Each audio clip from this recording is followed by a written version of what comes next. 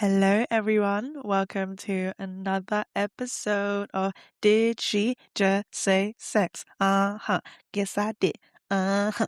Welcome back. I'm in a really giddy, bubbly mood today. But yeah, hi guys. How are you? Hope you're well. Hope you're safe.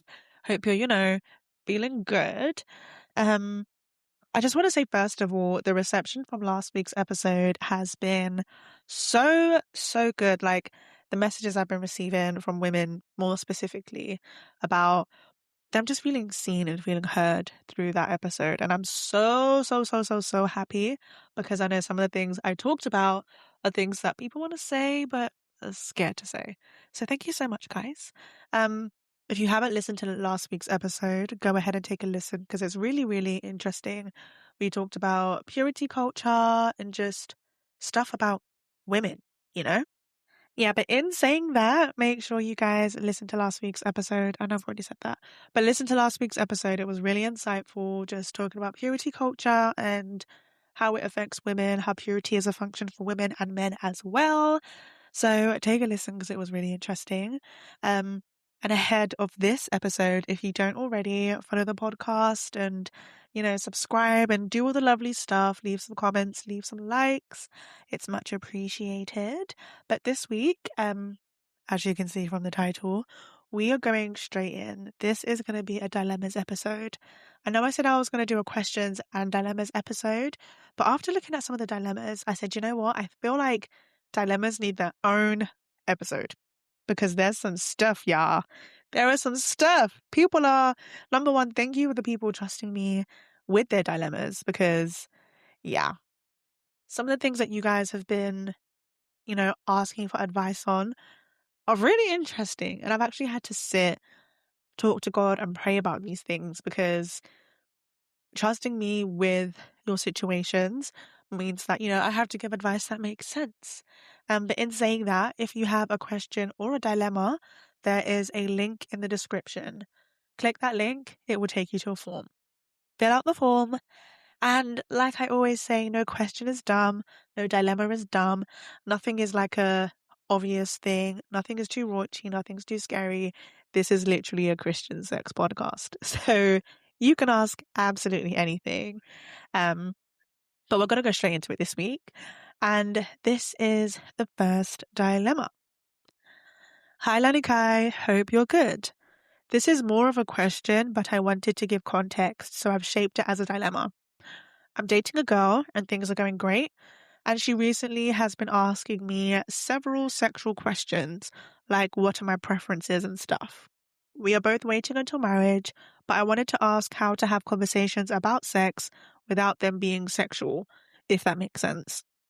I don't want to wait up until wedding night to know what she likes, but I don't want to have the conversations now and they end up becoming lustful. Hope this makes sense. Okay, perfect. This is actually a really good dilemma because I know this is something that a lot of Christians struggle with. This is something that I struggle with in dating and courting and stuff like that because, I know this is something that most of us think about when dating, especially when it leads up to marriage. So naturally, you want to know what the person you will end up with eventually wants. Like, as well as communicating your needs, you're gonna want to know what that person wants. Like, you don't want to spring it on them as a surprise, but at the same time, there's two sides of this that I want to look at. So, if this is someone that you want to marry, you have the rest of your lives to figure it out. But at the same time, sexual compatibility is important. I think a lot of people, Christian or not, I think we neglect to see sexual compatibility as something that's important to discuss when dating someone because it's the same as any kind of other compatibility. You know, spiritual compatibility. I know that I want to date someone who's a believer. Financial compatibility. I want to date someone who knows that eventually I want to be a housewife, so we need to be able to do well on a single income household, which is going to be his single income. You know, physical compatibility. I need to be attracted to my person and I would want them to be attracted to me. But when we talk about compatibility, we seem to neglect sexual compatibility, right? So that is something that's very important. And I do believe that that is something that needs to be discussed before even being in a serious relationship. Because if you're not sexually compatible with someone, and with sex, there are like it's a learning curve at the same time. So when I say sexual compatibility, I mean things that are absolute, things that somebody would never do, things that someone just would never try. And you find that out on wedding night. And let's say if that's something that you know you want, you guys are sexually incompatible. And because you didn't have the conversation, now you're looking at each other like, well, what do we do now? The party that said they would never try the thing might feel pressure to try it because they want to please you. And on the other hand, the person who, you know, um, wants the specific thing that their partner isn't going to try is probably going to translate that as not feeling loved because they're not getting what they need. So, I think it's very important to discuss your hard no's. Not things that you might or might not try, whatever it is, but in that dating phase, discuss things that are absolutely hard no's. Things that you will never try no matter what. Discuss that because you don't know if one of your hard no's is someone else's hard yeses. And you don't want to yuck somebody else's yum. You never yuck somebody else's yum. But if it's not something that you want, you don't want to feel inadequate in giving that to them when the time is right. And you don't want that person to feel like there's a gap in love because they're not getting what they need. So there's a way to frame it as not necessarily what do you want, but in that dating stage, frame it as what don't you want. Literally, ask the person, when it comes to intimacy, what are some things that you absolutely don't want to try? You're not open to trying things that you're not interested in doing. Because you might find out that something you know you want, someone else doesn't want. And there you know that you're not sexually compatible. And then you can decide, okay, is this something worth investing in? Can I go without the thing that they say they don't want that I know I want? You can assess from there. But as well as saying that, you have your whole lives ahead of you. You have your whole married life ahead of you to figure out sex. No one is good at sex. And that's a hill that I will die on. No one is good at sex. There's not one person on this planet that's just good at it. Why? Because sex is subjective. There will be something, for example, something that could get one person all the way there, do that to another person, they hate it. Actually, never do that again. Actually, get your hands off me. Do you know what I mean? So there's no rush to get it right the first time. Once married, or even in like premarital counseling, talk about these things. Allow yourself to be given grace to learn about your person when the context isn't restrictive. Because in dating and courting, there's only so much that you can do in talking about sex, which is why I say discuss your hard no's and discuss your hard yeses. Discuss those because then from that you can figure out, okay, cool. Is this compatible? Are we compatible sexual wise or not? And then give yourself grace. You have your whole married life. You have your whole married life. I made a TikTok a while ago asking married couples what sex is actually like when they get married. Like, if they did it on wedding night, if they didn't do it on wedding night, what it was like, obviously in the most PG way possible. But so many people in the comments said that, yeah, wedding night, like, yeah, we did it, but it wasn't perfect compared to where they are now. It wasn't the best purely just because it was their first time. It's your first time being that vulnerable with a person. It's not going to be perfect. So I think get rid of this rhetoric that you can be good at sex. You're not. No one is. You have to learn someone to be good at it. And that's something that you can only contextualize in marriage. So realistically, all you can do is wait. That's it. All you can do is wait until you're with that person and the context in your exploration is not restrictive. That's the most that I can say. But give yourself grace, allow yourself to have conversations which are still edifying, but are you more so collecting data rather than you trying to, get your rocks off? But I hope that helped. Okay. Next dilemma. Hi, Lanikai. This is a dilemma. I don't know where to start, but I'll try and make it short. Ooh, okay, girl, this is not short. Okay. I'm 31 and I just got divorced. We were married for 4 years and I did everything by the book. I waited until marriage. I didn't have sex before married. He was my first. I already feel shame from being divorced. I am Nigerian, so I'm guessing you can understand. But now I don't feel like there's a point in waiting. If I did everything by the book and it still went wrong, I don't feel like there's a point in me being abstinent. I don't know if I want to marry again, but I'm finding it hard not having sex. We've only been divorced for a few months, but I'm still struggling from going from having no sex at all with my ex-husband. Sorry. But I am struggling from going to having, oh my gosh, I can't speak. But I am struggling from going from having sex all the time with my ex-husband to now not having sex at all. What advice would you give me? Thank you. Okay, so this one is very loaded because, like you said, you did everything by the book. But before getting into the bulk of the dilemma, first thing I am going to say is you have to give yourself grace. I don't know the context behind your divorce, but there is nothing shameful about being divorced. Don't carry that shame on your back. If anything, you put yourself first, and that's amazing. That's an honorable thing. Like I said, I don't know the context, but you put yourself first. You stepped out of a dynamic that wasn't serving you. That's an honorable thing. And I know in the African community, there is a stigma behind divorce. Oh, guys, I can't speak today. What is going on? In the African community, there's a stigma behind divorce. Women are expected to just like endure everything and anything just for the sake of like keeping the home together. So good on you for doing what's right for you. Secondly, I think, though I can't directly relate to what you're saying, I will say that I understand how you feel because I was in a committed relationship for 8 years. And coming out of that relationship, one of my main fears was now I'm just not gonna have sex. Honestly, if I'm being real, one of my main things that hit me was like, oh, I'm just not gonna have sex now. I had invested years building a sexual relationship and a sexual rapport with someone, like with someone that knew my body down, by the way, knew my body down. And now it's just like, I won't have that. Like, bro, I was grieving.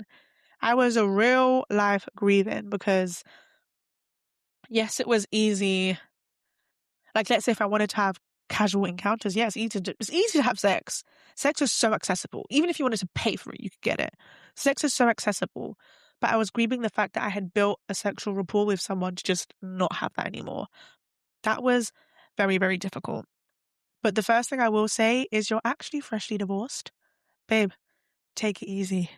You said it's been a couple months. You're grieving. You're literally grieving. Use this time to build a rhythm for your life that serves you. For 4 years, and probably a little bit more before that, because you said you were married for 4 years. So I'm assuming there was time getting to know each other and whatnot. But in that time, you were thinking about another person. Now you have time to just think about you.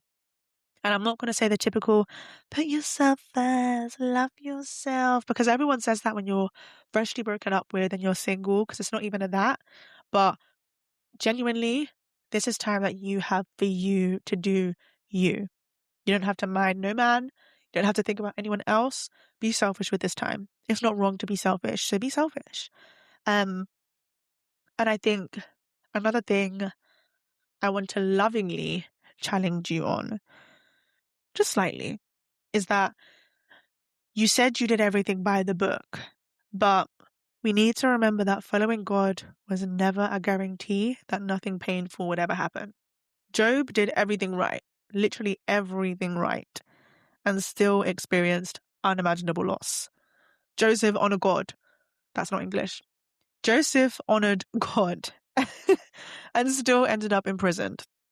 So obedience is an insurance against pain. Is trusting God through the pain. And dare I say, a lot of us follow the rules because that's what we were taught. I know as an African, rules are pushed heavy on us. So sometimes we follow the rules out of fear rather than obedience. So I'd say to take some time and actually figure out where your obedience came from in waiting until marriage. Was it fear or was it reverence? Was it because a rhetoric was pushed on you, or is it because you had a genuine heart in desiring the things of God? Not that that wouldn't have had an effect on your marriage, your divorce, or anything like that, but this is a real time to look at your heart posture and how you approach marriage. So if you ever wanted to be married again, you can kind of adjust your heart posture and adjust how you want to address it. you know? And then I'd say with the actual sex, like the physical sex, babe, of course you're struggling. Of course you are. Your body has had 4 years of intimacy with one person. And as well as that, no matter what anyone says, having sex outside of marriage, there is a guilt attached to it. So I can only imagine what it was like for you having years of intimacy with someone with no guilt attached. That's your husband. There isn't any guilt attached because that's your man. Like, your brain doesn't suddenly forget that just because papers were signed, oh, okay, it didn't matter. But I would urge you again to like shift your mindset and think of it like this. You're not re-waiting because your first marriage, in quotation marks, failed. You're waiting because God hasn't changed, right? You're not re-waiting because, oh, it failed, so I have to go through all of this again. No, you're waiting because God hasn't changed. Your circumstances changed, but God hasn't. And as well as that, you don't have to decide whether you'll marry again now.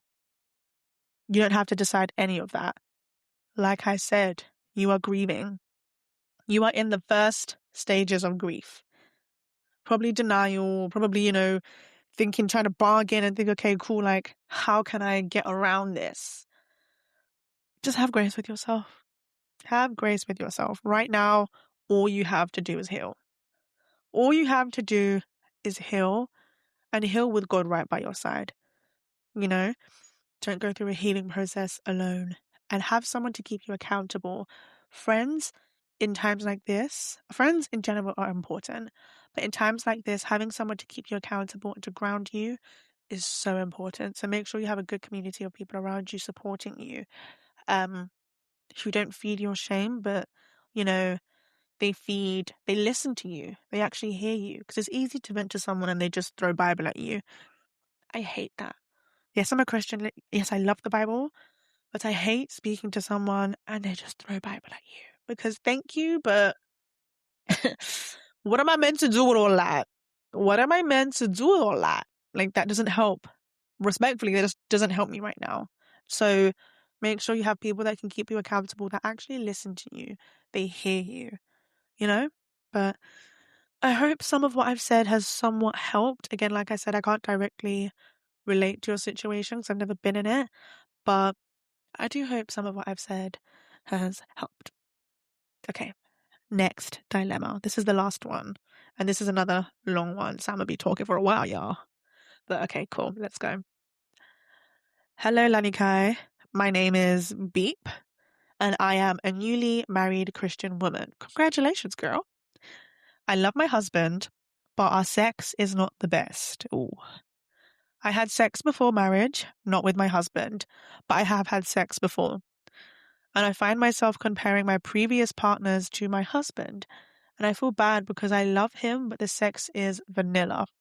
I want to explore and try things, but I feel like even bringing that up is weird. One time we were having sex and I asked him to choke me and he said no. Damn. I don't know how to communicate that things aren't the best without hurting his feelings. Sometimes I even feel dirty for wanting certain things, but I know the marital bed is undefiled, but sometimes it feels that way. Any advice will help. Thanks. Okay, so this is another loaded one, so stick with me, guys, because I have a couple things to say. But number one, this is so real. I know reading this or like hearing me read this, some of you might have been a bit like, oh, this is a lot, but this is real. This is so real. And I think a lot of women feel shame around their desire inside and outside of marriage because it seems to be a function that's pushed for male pleasure, right? That's just how it is. Socially, in the TV shows we watch, and even if they're not inherently sexual, we all know that sex is a function for male pleasure. It is. So I can understand why you feel the way you do. Honestly, I do. But as a wife, your pleasure matters as well. Point blank, period. Your pleasure matters as well. You better be getting your rocks off. What do you mean you've done the abstinence thing and you've done the marriage thing. You've done it correctly and now you're not even getting what you need out of it? Girl, girl. You know what? you know what? Some of what I will say, I think will be a little bit similar to the first dilemma, but now it's contextualized because you guys are married. Have grace. Like I said, no one is good at sex. You're probably not good at sex. I'm not saying that you're bad, but your husband probably has some feedback for you too. And I'm saying that because it seems like you guys don't talk about it. It seems like this is something that is happening rather than something you're experiencing. You know? No one is good at sex. No two people just get in a room, do the do, and leave the room saying that was the best sex I've had in my life. That's not going to happen because sex is so subjective. So I don't blame you for comparing because naturally you will use experiences as a reference point. But I don't think you're comparing your husband to previous partners. I don't think that's actually what's happening. I think because there's a lack, the only way to fill the gap is to think about what's missing. So I don't think you're actually comparing your husband. Like you said, you love your husband, but naturally, brain chemistry, you are naturally going to say, okay, cool, I'm not getting this here. Let me think back to a time when I was, you know? So I don't think that you're comparing your husband. I think you're just filling gaps. But one thing that a piece of advice, a tangible advice I can give you, and this is something that I want to take into my marriage, and this is something I did in my previous relationship. If you haven't listened to like episodes 1 and 2, I do go into like a bit of history about my relationships and how I learned about sex, and how in my last relationship, sex was one of the safest spaces in the relationship because we communicated, we talked about it. And this is something that I want to take into my marriage. And we had check-ins. Literally, we had check-ins, like not right after the do, but I would ask questions. And I think the first thing that's really important is to separate yourself from sex. Like I said, no one is good at sex. You have to be able to take constructive criticism because it's not about you. If someone says, oh, I didn't really like that, it's not because you're bad. It's because that's their preference. So you have to kind of drop your ego and drop your pride and separate you from sex, first of all. And you have to be able to take constructive criticism. Think of it like this. The person's not giving you constructive criticism because they don't like you. They're giving you constructive criticism because they want you to be better. They want you to be able to give them what they need. It's the same concept with like even friendships or like whenever you have a disagreement with a friend or a partner. If I'm bringing something to you, it's because I don't want that to be the case. I want things to get better. If I didn't care, I wouldn't say anything. But if I go to a friend and say, hey, you did this and it upset me, and I communicate that, it's because I cherish the friendship and I don't want to be in a friendship that makes me feel a certain way. So contextualizing that with this, if you are going up to your husband or he's coming up to you and saying, hey, like XYZ, don't take that to heart. It doesn't mean you're bad at sex. It just means that this person actually, like, they want to enjoy things with you. And there's a way that they know they can get that. So I would say, ask your husband these 3 questions. And I'd ask them after the do. Say, what was good? Literally, specifically, what was good? Like, what's something that you'd want me to do again? Right? That opens up the conversation in a positive way. It opens up the conversation with them like, it's not all of saying, oh, what was bad? You know? It's also known to know what's good because you don't know. You know? If you're not talking about it, you don't know. So ask them, like, what was good specifically? What's something that you'd want me to do again?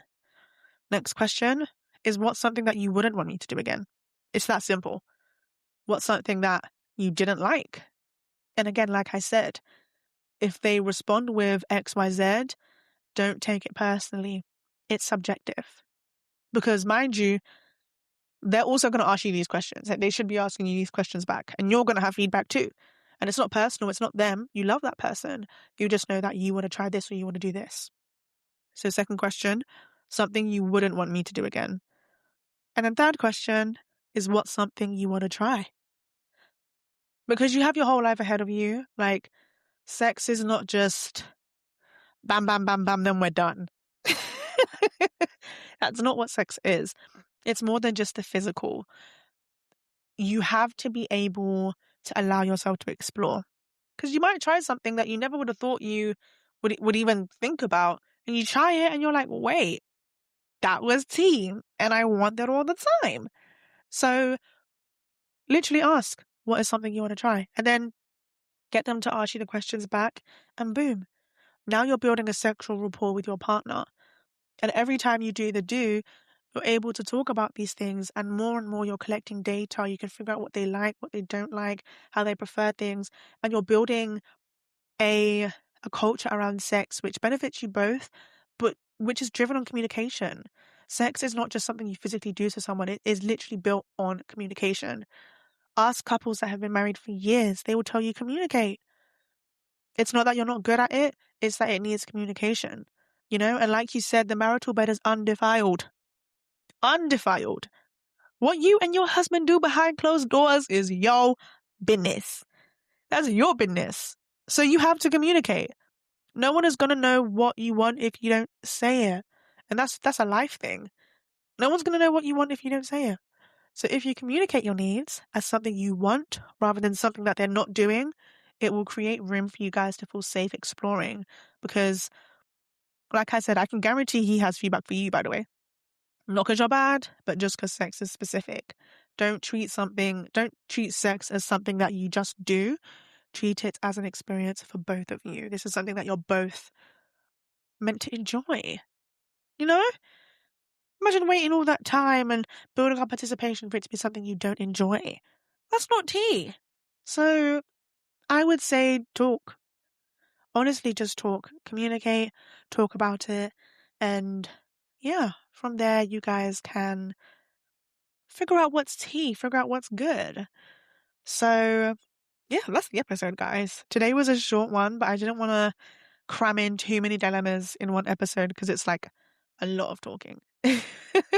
It's different to other episodes where like I'm talking about a specific topic, but I can understand with like questions and dilemmas. These might not be questions and dilemmas that are for you. These might not be relevant to you, but I do hope that even if it wasn't your question or your dilemma, that this has helped you. Because I think it's important to talk about things and hear what other people are going through, especially as believers and especially as it pertains to sex, because it makes you realize, wait, I'm not the only one going through this. Or wait, I never even thought about that, so I hope that this helped. I hope the people that actually gave these dilemmas it helped. And yeah, this is a cute little short episode. I think next week I'm going to do some questions. Because I think it's a good, lead off from this episode. So next week we're going to do questions. If you have questions, like I said, click the link in the description, submit your questions. Nothing is scary, nothing is raunchy, nothing is silly. Literally ask anything, and I will do my best to answer them. I'm not a sex professional. I'm not a sexpert. I'm not a sexologist. I'm just a Christian girl who is deeply interested in sex. So I'll do my best to answer. Don't take everything as Bible that I say. Pray about it. Please pray about it. I'm just a vessel. Remember this, please, guys. I'm just a vessel. My word is not the be all and end all. But I hope you enjoyed this episode. I really like these dilemma episodes. I can't wait to do more of these, and I can't wait to do these episodes with guests because I feel like getting different perspectives would be really cool as well. But this has been Did She Just Say Sex? Episode 6. I can't believe we're 6 episodes deep, guys. That's crazy to me. Starting this podcast, like I said in the first couple of episodes, this is something that God has put on my heart for years. So actually doing this feels surreal. It feels so vulnerable, but it feels really surreal. So I'm really happy that, we're 6 episodes down. I haven't given up yet. Praise God, you guys. But yeah, like always, subscribe, comment, do all the lovely stuff, submit your questions. If you have dilemmas too, submit those. But next week is going to be a questions episode. And yeah, thanks for listening, guys. Speak next week, same time, same place. All right, bye.